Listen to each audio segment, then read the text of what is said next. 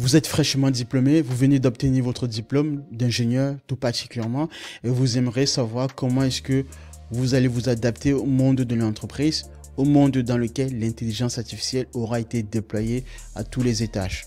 Aujourd'hui, je réponds à cette question avec une certaine forme de finesse pour pouvoir vous donner les conseils pratiques pour que vous puissiez ne pas être largué dans l'avenir. Alors, pour celles et ceux qui me découvrent, sachez que je m'appelle Gabriel Benda, je suis ingénieur informatique, architecte de solutions et je forme les jeunes diplômés à se lancer dans l'IA. Alors, quand je dis se lancer dans l'IA, c'est plutôt plus exactement à comment intégrer les solutions d'intelligence artificielle, notamment les grands modèles de langage, les LLM, Large Language Model, dans un système SI global.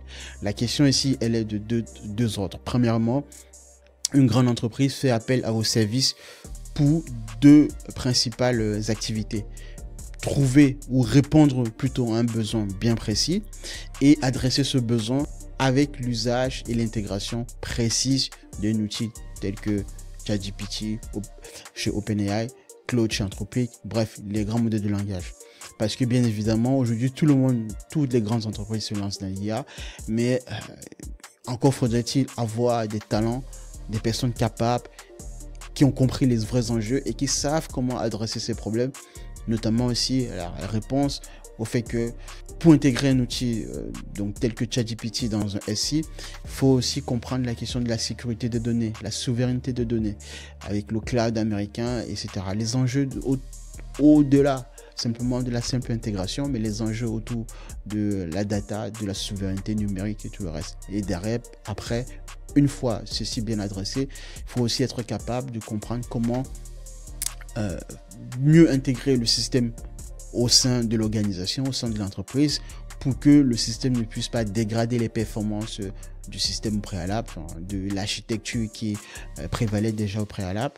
Et donc, concrètement, c'est ça le travail d'un expert, entre guillemets, pour restituer réellement. Alors, j'aime pas ce mot expert, mais bon, vous l'aurez compris, comme tout un chacun là, d'ailleurs, se prénomme expert dans tout, puisqu'aujourd'hui c'est l'IA, c'est le nouveau buzz.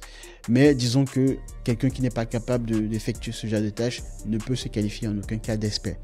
Revenons au sujet central de la vidéo. La vidéo, donc ceci dit au passage, abonnez-vous, likez, partagez massivement cette vidéo avant qu'on ne commence. Vous savez déjà que l'IA va bouleverser le monde de l'entreprise, ça on le sait déjà. Vous n'êtes pas sans savoir aussi les usages autour de l'intelligence artificielle, tout ce qui est applicatif, d'accord? Maintenant, là où j'aimerais vous amener, c'est déjà dans un premier point, faire un panorama, un inventaire de ce qui se passe aujourd'hui avec les premiers outils que nous avons. Nous avons déjà des outils qui sont capables de rédiger du code à une vitesse lumière, à diagnostiquer les problèmes techniques, à simuler des conversations humaines crédibles. Donc de plus en plus, on se rend compte que ces outils parlent, entre guillemets, notre langage naturel, même si derrière, je vous ai déjà expliqué que l'IA ne comprend pas les mots tels que vous et moi, d'accord? Mais toujours est-il que ça a l'air d'aller dans ce sens. Il y a aussi des plateformes qui sont capables, à travers l'intégration de l'IA, de générer du contenu créatif et visuel en quelques secondes. Voici par exemple quelques usages applicatifs de l'intelligence artificielle. Et l'IA aussi, c'est maintenant. C'est tout de suite qu'il faudra se lancer. Je ne vous parle pas dans 5 ans, dans 10 ans, non. C'est là tout de suite. Si vous ne prenez pas le train, si vous ne vous adaptez pas, donc vous n'allez pas être capable de comprendre, d'anticiper les évolutions.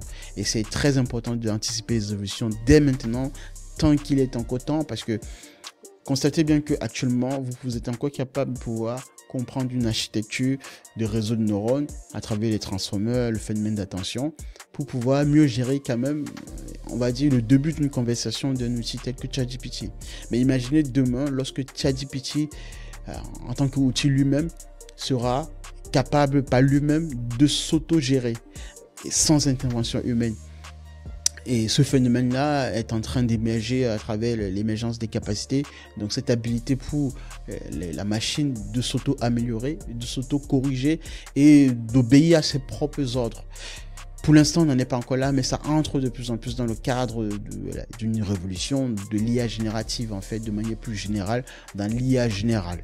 Et dans l'IA générale, on conçoit ici des agents intelligents véritablement pour le coup, qui sont capables d'exécuter une tâche de A à Z. Donc, vous donnez un contexte, vous fournissez à la machine un contexte, et la machine, par elle-même, décide par où passer, par quel chemin passer pour pouvoir y arriver au problème, à la solution finale, sans votre intervention humaine.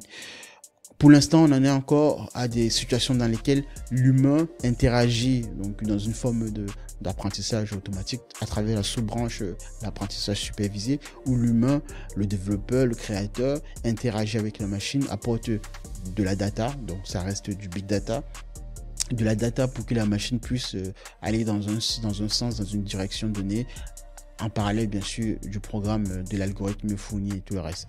Donc voilà par exemple quelques enjeux et quelques problématiques autour de la question de l'intelligence artificielle. Toutes les entreprises aujourd'hui actuellement se lancent dans l'IA parce qu'elles ont compris en fait que si elles n'intègrent pas l'IA de manière adéquate à leurs besoins, elles seront hors jeu. Et votre talent d'Achille, ce serait d'aller dans cette compréhension-là, de pouvoir comprendre ces vrais enjeux et les concilier avec les besoins des entreprises. Et donc forcément avoir une formation rigoureuse et bien sûr travailler dans des projets innovants.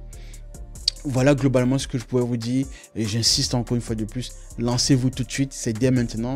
Ceux qui ne prendront pas le train tout de suite seront hors jeu, ils seront pas à jour tout simplement parce que demain, imaginez que un entretien d'embauche entre deux candidats donnés, qui croyez-vous qu'on va prendre en premier? On prendra bien évidemment celui ou celle qui aura la capacité de pouvoir interagir avec la machine, qui aura compris comment la machine à peu près prend ses décisions. Et même entre deux candidats, je vais même plus loin, qui ont compris ou qui utilisent l'IA au quotidien, on préférera toujours cet aspect humain qui est fondamental dans l'anticipation et dans la création, dans la créativité, pour accompagner toujours ces outils-là qui deviennent de plus en plus performants. Donc, je réponds en même temps aussi à cette question et qui est que beaucoup s'inquiètent sur le fait que l'IA va me remplacer. L'IA, bien évidemment que si votre travail se limite uniquement aux tâches répétitives et qu'il n'y a plus, entre guillemets, un sens de création, un sens de créativité, cette tâche-là, elle n'a plus de valeur ajoutée et donc elle va être forcément remplacée par l'IA. Mais si vous avez un aspect un peu créatif, si vous êtes capable de pouvoir apprendre tout un tas de nouvelles connaissances, de nouvelles compétences, vous serez capable de pouvoir concilier ces connaissances et compétences avec l'IA et donc adresser une part de marché beaucoup plus grande que vos concurrents ou vos collègues à l'heure actuelle qui ne feront pas ce travail à votre place, que vous ferez. Donc lancez-vous, testez également, testez. Donc, et tester, c'est-à-dire au début, comme jouer avec les jeux de logo, tout à fait, on teste, mais on teste de manière professionnelle. C'est-à-dire que quand on teste réellement ces outils-là, on ne pose pas des prompts sans structure fondamentale. Savoir écrire un prompt. Je vous invite encore, si vous ne savez pas comment écrire un prompt, c'est très criant. Mettez en commentaire d'ailleurs si vous êtes capable de pouvoir écrire, de décrire la structure fondamentale d'un prompt pour pouvoir interagir de manière efficace, fiable et précise avec ces outils-là en question. Donc testez, osez et lancez-vous. C'est dès maintenant qu'il faudrait faire les choses parce que les choses de ce que je vois et dans les projets dans lesquels je suis, tout va vite. Tout va très très vite, très très vite. Vous n'avez même pas idée. Donc je vous exhorte ici dans cette vidéo de véritablement vous lancer dans l'IA, d'étudier un certain nombre d'aspects en profondeur pour que vous puissiez être à la hauteur. Parce que ce qu'on ne dit pas aussi, c'est que vous êtes sans doute en France comme c'est le cas pour moi et pour d'autres personnes, de toute façon en Occident. Mais sachez que vous êtes en compétition avec d'autres ingénieurs dans le monde entier.